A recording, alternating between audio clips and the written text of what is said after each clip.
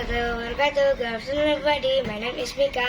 Now I'm going to show you make coffee milk. Are you ready? Let's go.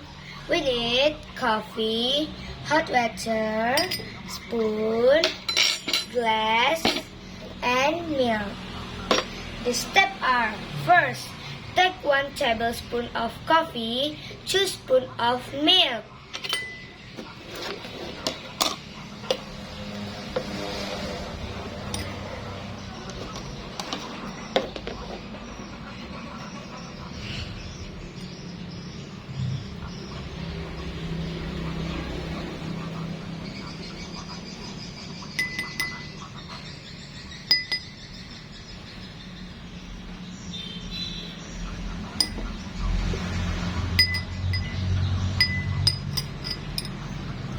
Two, pour hot water.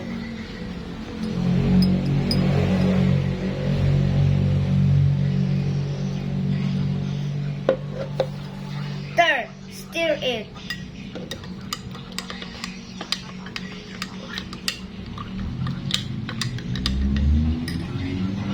Ta-da! Its coffee milk is ready. Bye!